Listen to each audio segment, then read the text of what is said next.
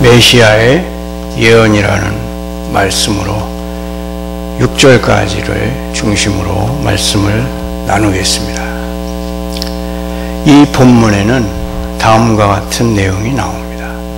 1절은 유대 민족의 환난에 관한 예언입니다. 그리고 2절과 3절은 메시아와 그의 나라에 대한 약속. 이것은 이 환난의 때에 하나님의 백성에게 힘을 주기 위한 것입니다. 곧 메시아의 탄생에 관한 약속입니다. 4절은 메시아가 높아지리라는 약속입니다.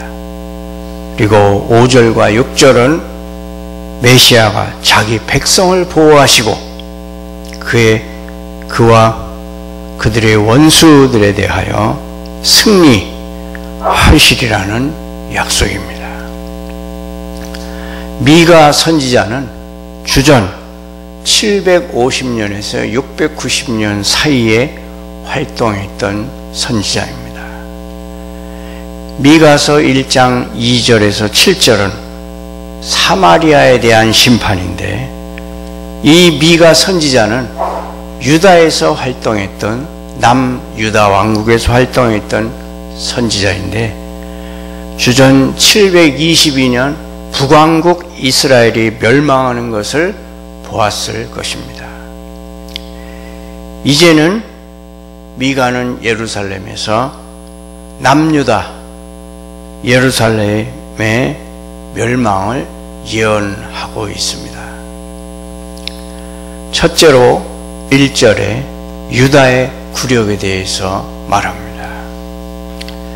유다는 포로로 잡혀가기 전에 오랜 세월 동안에 국력이 이제 쇠하여져서 굴욕을 당했습니다. 딸 군대여, 너는 때를 모을지어다. 이는 유다의 친구들에게 그들의 군대를 이끌고 와서 최선을 다하여 시온 유다 왕국을 도와달라는 호출입니다. 시온의 친구들로 하여금 군대를 모으게 하라. 하지만 그들이 아무리 그렇게 해도 아무 소용이 없을 것입니다. 왜냐하면 그들이, 즉 아수르와 같은 그러한 적들이 이미 우리를 에워쌌다고 말하기 때문입니다. 아수르 왕이 우리를 에워쌌고 바벨론 왕이 우리를 에워쌌지만 우리는 어떤 식으로 우리 자신을 방어해야 하는지 알지 못합니다. 그러므로 원수들이 이겨서 막대기로 이스라엘의 재판자의 뺨을 쳤다고 했습니다. 이스라엘 재판자는 최고 재판자인 왕과 하급 재판자들을 다 합해서 일컫습니다. 재판자들의 뺨을 쳐서 그들과 그들의 위엄을 모욕할 것입니다. 선지자는 이스라엘의 재판장에 관하여 그들이 부패하여 뇌물을 받았다고 고소한 바 있기 때문에 그들이 그들의 권세를 악용한 죄로 이런 모욕과 굴욕을 받는 것이 마땅한 일이었습니다. 그렇지만 그들의 재판장들이 이런 식으로 모욕을 당하는 것은 유다 백성들에게는 큰 재난이었습니다. 이제 두 번째 대지로 2절에서 4절입니다. 메시아 탄생의 약속입니다. 이제 다윗 가문이 말할 수 없이 비천하게 되고 형편없이 버려지게 될 것임을 보여주고 나서, 그리고 하나님은 다윗과 그리고 그의 가문과 맺은 언약이 폐기되었다고 생각할지도 모르는 자기 백성의 믿음을 격려하기 위해서 이제 메시아와 그의 나라에서 그 언약이 견고하게 되고 다윗 가문의 영광이 되살아나서 크게 빛나며 언제까지나 지속될 것이라는 찬란한 예언을 더하십니다. 먼저 메시아는 여기서 어떻게 묘사됩니까? 그는 이스라엘을 다스릴 자이고 그의 근본이 상고에 그리고 영원에 있는 자입니다.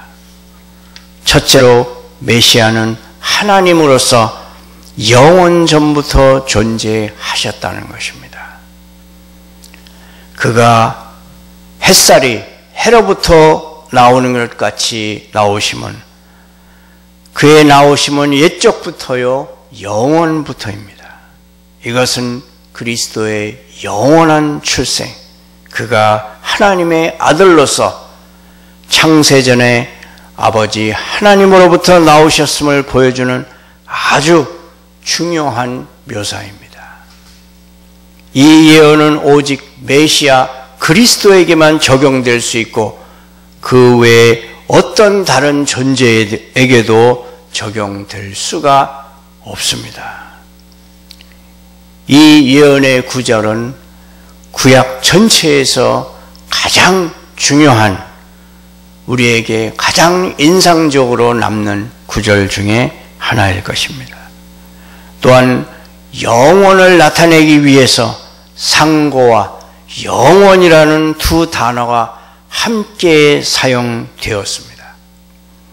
그 단어들이 여기서 가장 중요하게 강조되고 해석되어야 한다는 것을 분명하게 보여줍니다. 시편 90편 2절은 이렇게 말씀합니다. 영원부터 영원까지 주는 하나님이시니이다. 영원을 중복으로 강조하는 것은 그야말로 가장 엄밀하게 강조하는 그러한 것입니다. 두 번째로 메시아의 직임은 중보자라는 것입니다. 그는 이스라엘을 다스릴 자, 즉 그의 교회의 왕이 될 자였습니다. 그는 영원히 야곱의 집을 왕으로 다스리실 것입니다. 누가복음 1장 32절에 이렇게 말씀합니다. 예수께서 태어나시고 바로 예언자들이 예언을 한 그러한 구절입니다. 그가 큰 자가 되고 지극히 높으신 이의 아들이라 일컬어질 것이요 주 하나님께서 그 다윗의 왕위를 그에게 주시리니 영원히 야곱의 집을 왕으로 다스리실 것이며 그 나라가 무궁하리라. 우리 주 예수님께서 다스리시는 대상은 영적 이스라엘, 약속의 자녀들, 믿는 아브라함과 기도하는 야곱을 따르는 모든 자들입니다. 이런 자들의 마음속에서 그는 그의 성령과 은혜를 통해서 다스리시고 이런 자들의 모임 속에서 그의 말씀과 규례들을 통해서 다스리십니다. 바람과 바다도 그에게 복종하였고 마귀도 그에게 굴복할 수밖에 없었으며 그가 명하시면 질병들도 병자에게서 떠났고 그는 죽은 자들도 무덤에서 불러내셨습니다. 다음에 메시아에 관하여 여기서 무엇이 예언되고 있습니까? 첫째로 베들레헴이 메시아가 나실 곳이 되리라는 것입니다. 2절입니다. 베들레헴 에브라다야 너는 유다 족속 중에 작을지라도 이스라엘을 다스릴 자가 네게서 내게로 나올 것이라. 그의 근본은 상고에 영원에 있느니라.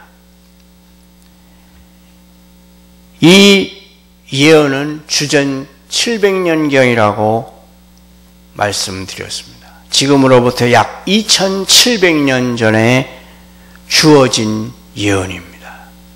그리고 이 예언이 성취된 것은 700년 후에 예수님께서 태어나실 때에 성취되었습니다. 그 2700년 전, 주전 700년 전에 쓰여진 그 예언의 말씀은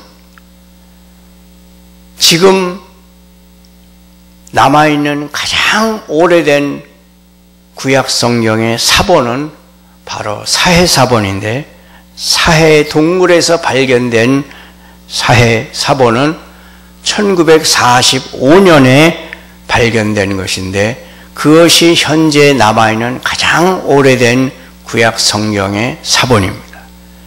거기는 그것은 지금으로부터 2200년 전, 즉 주전 200년경에 기록된 사본입니다. 그러므로 그것이 500년 동안 보존되었고 기원전 200년경에 그것이 쓰여진 것이 1945년, 즉 지금으로부터 한 80여 년 전에 발견이 되었습니다. 그래서 그 발견된 구약 성경의 사본은 지금 이스라엘에서 가장 위대한 국보로 보존되고 있습니다. 그 성경과 2200년 전에 쓰여진 그 성경과 지금의 성경이 가장 우리가 기적처럼 한 글자도 안 틀리고 그와 같이 똑같이 기록되어 있다고 하는 사실입니다. 이제 첫 번째로 베들레헴이 메시아가 나실 곳이 되리라는 것입니다.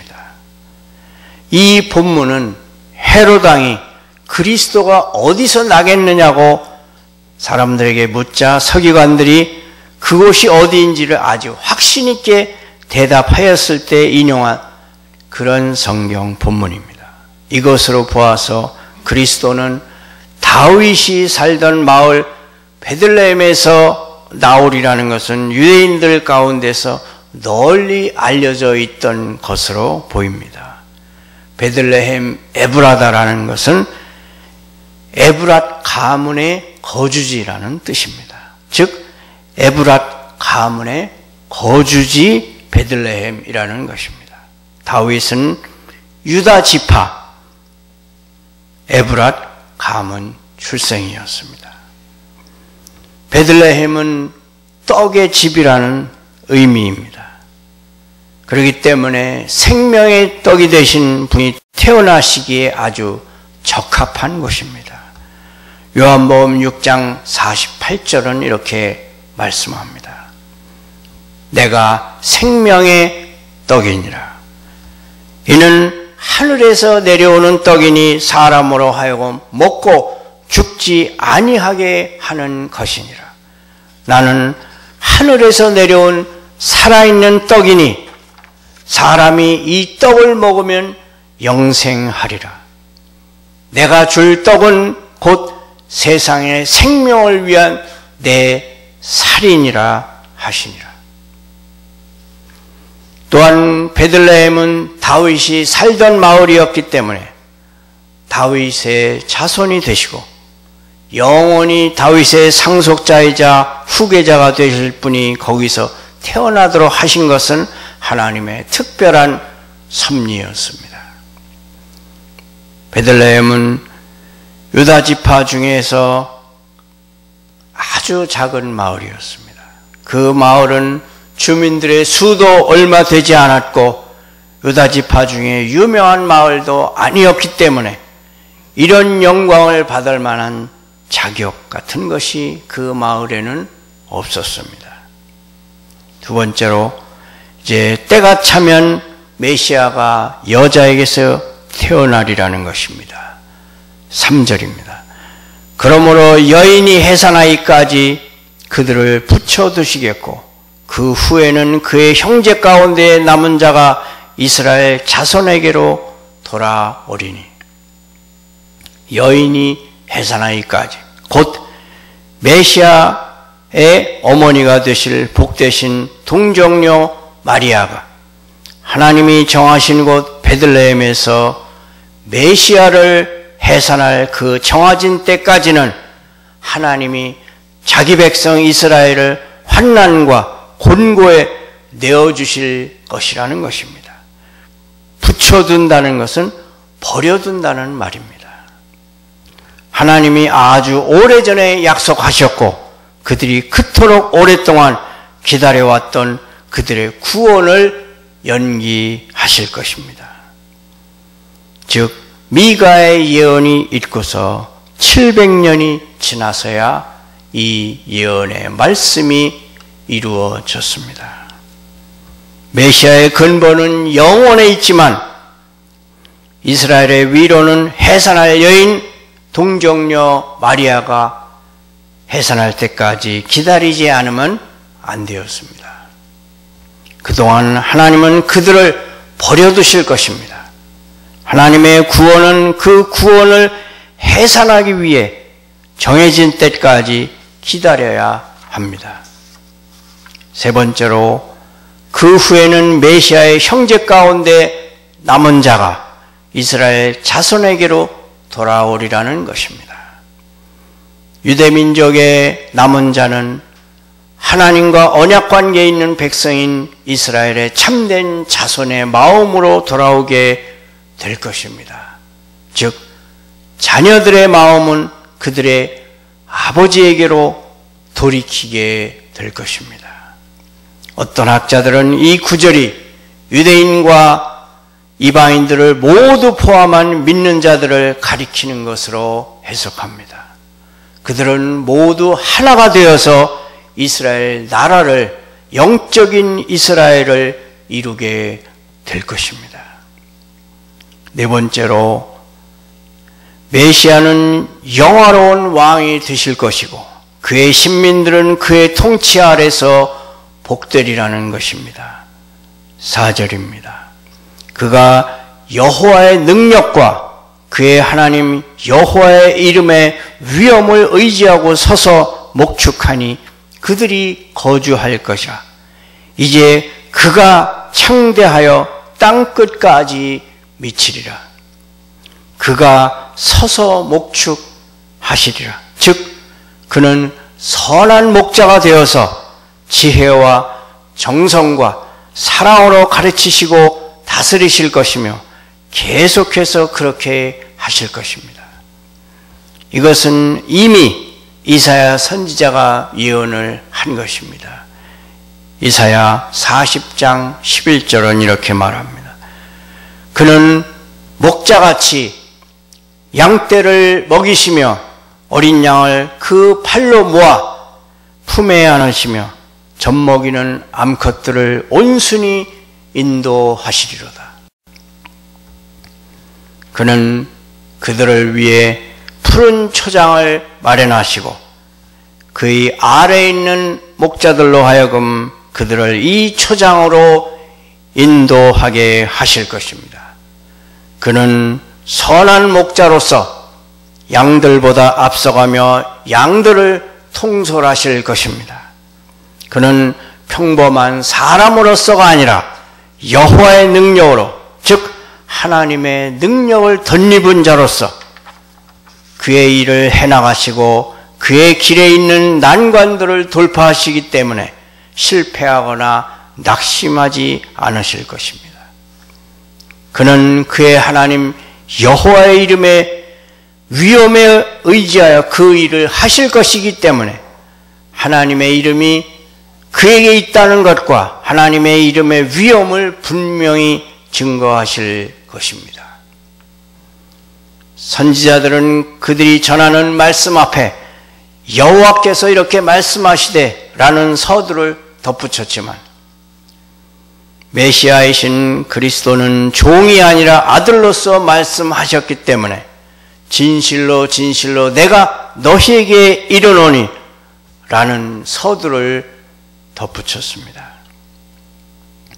하늘과 땅의 모든 권세, 만민을 다스리는 권세가 그에게 주어졌기 때문에 그는 여전히 모든 이름 위에 뛰어난 이름인 그의 하나님 여호와의 이름의 위엄으로 다스리고 계십니다. 그리스도의 통치는 다음과 같을 것입니다. 먼저 그의 통치는 그의 신민들에게 복되리라는 것입니다. 왜냐하면 그들이 영속할 것이기 때문입니다. 그들은 안전하고 평안하되 영원히 그럴 것입니다. 그들은 그가 그들을 인도하실 푸른 초장에 누우며 하나님의 장막에 영원히 머물 것입니다. 그의 교회는 영속할 것이고 그는 교회 안에 그리고 교회와 더불어 세상 끝날까지 항상 함께 하실 것입니다. 또한 그의 통치는 그 자신에게 매우 영광스러울 것입니다. 이제 그가 창대하여 땅끝까지 미치리라고 했습니다. 메시아를 제외하고 어느 누구도 창대하여 땅끝까지 미칠 왕은 없습니다. 그가 서서 그의 양떼를 먹이실 때 이제 그가 창대하리라. 이제 그는 창대하여 땅끝까지 미칠 것입니다. 왜냐하면 땅의 가장 후미진 곳들까지 그의 소유로 주어질 것이고 땅의 끝들이 그의 구원을 볼 것이기 때문입니다. 세 번째 대지로 메시아의 평강입니다. 5절과 6절입니다. 이 사람은 평강이 될 것이라. 아수르 사람이 우리 땅에 들어와서 우리 궁들을 밟을 때에는 우리가 7 목자와 8 군왕을 일으켜 그를 치리니 그들이 칼로 아수르 땅을 황폐하게 하며 니므롯 땅 어귀를 황폐하게 하리라. 아수르 사람이 우리 땅에 들어와서 우리 지경을 밟을 때에는 그가 우리를 그에게서 건져내리라. 5절과 6절은 메시아가 원수들의 모든 시도로부터 그의 교회와 백성의 평강과 안녕을 지키리라는 뜻입니다. 아수르 사람이 우리 땅에 들어올 때 이 사람은 왕과 통치자로서 평강이 될 것이라. 이것은 아수르가 유다를 침공할 때 하나님이 히스기야 왕과 그의 나라를 건지실 것임을 예언하는 것이기도 하지만 그것은 모형일 뿐이고 사실 진정한 영적인 의미는 장자들의 교회와 거기에 속한 모든 자들을 삼키고자 하는 어둠의 권세들, 즉 사탄과 그의 도구들의 악한 괴계와 시도들로부터 복음 교회와 모든 믿는 자들을 안전하게 지키실 것이라는 약속의 예언입니다. 하나는 그리스도의 신민들이 처하게 될 위험입니다. 강력한 군대 아수르 사람들이 그들의 땅에 들어와서 그들의 지경을 밟을 때에 파죽지세로 밀고 들어와서 심지어 그들의 궁들을 밟을 것입니다. 이것은 지옥의 권세가 그리스도의 나라에 대적하여 싸울 때에 성도들의 진과 거룩한 성을 둘러싸고 그들 앞에 있는 모든 것을 무너뜨리고자 위협하는 모습을 나타내는 것입니다. 또 하나 그때 그의 신민들은 확실한 보호와 지킴을 받게 되리라는 것입니다. 첫째, 그리스도께서 친히 그들의 평강이 되어 주실 것입니다. 그리스도는 우리의 죄를 속량하셔서 우리를 하나님과 화목하게 하는 제사장으로서 우리의 평강이 되십니다.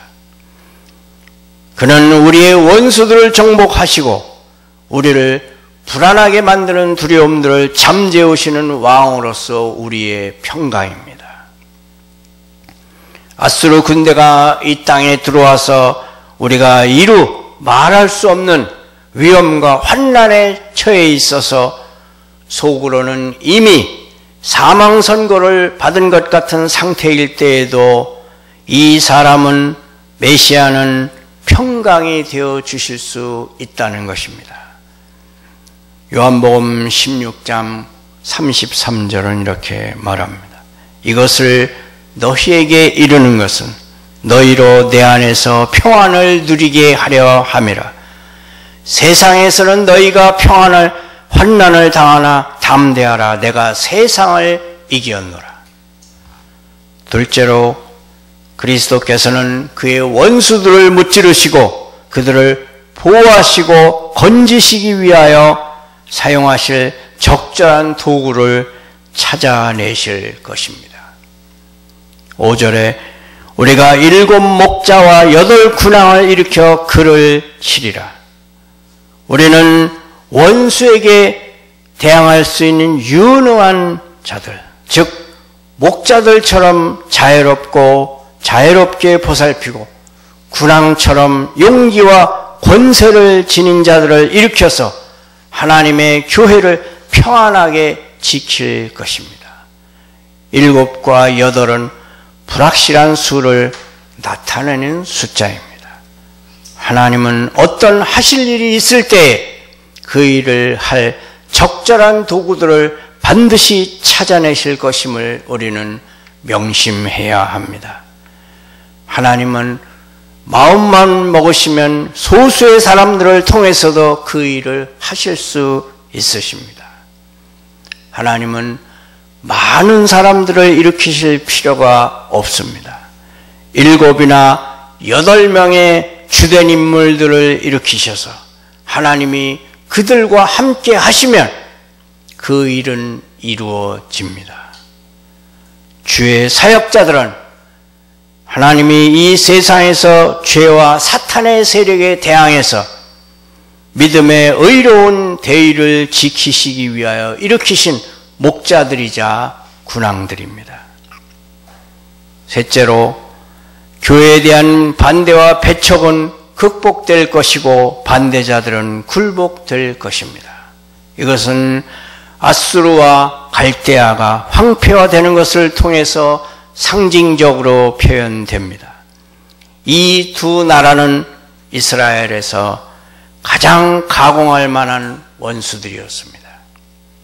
이 나라의 멸망은 그리스도께서 그의 원수들을 그의 발등상이 되게 하시는 것을 의미하는 것입니다. 그들이 칼로 아수르 땅을 황폐하게 하며 니므롯 땅 어귀를 황폐하게 하리라. 그들은 그 땅으로 쳐들어가서 그들이 발견한 모든 무장한 자들을 칼로 칠 것입니다. 이것은 하나님의 교회를 멸망시키고자 위협하는 자들은 자신의 멸망을 재촉하는 것임을 명심해야 합니다. 그들의 멸망은 곧 교회의 구원입니다. 이렇게 해서 메시아는 우리를 아수르 사람에게서, 악한 자 마귀에게서 건져내실 것입니다. 이제 복음이 전파되어 사탄이 하늘로부터 번개같이 떨어지고 그리스도로 하여금 그들을 다스리지 못하게 하고자 하였던 원수들이 그의 앞에서 죽임을 당했을 때 이 말씀은 성취되었습니다. 누가복음 10장 18절은 이렇게 말씀합니다. 예수께서 이르시되 사탄이 하늘로부터 번개같이 떨어지는 것을 내가 보았노라. 결론적으로 말씀드립니다. 환난 가운데 있던 이스라엘 백성에게 메시아가 약속되고 그리고 오셨습니다. 이제 메시아이신 예수 그리스도는 원수 마귀들로부터 그의 교회와 백성의 평강을 지키실 것입니다. 이사야서 49장 6절은 이렇게 말씀합니다. 내가 또 너를 이방의 빛으로 삼아 나의 구원을 베풀어서 땅끝까지 이르게 하리라. 내가 너를 이방의 빛으로 삼아 나의 구원을 베풀어서 땅끝까지 이르게 하리라. 하나님을 사랑하고 하나님의 사랑을 입는 주님의 자녀들이 되시기를 축원합니다.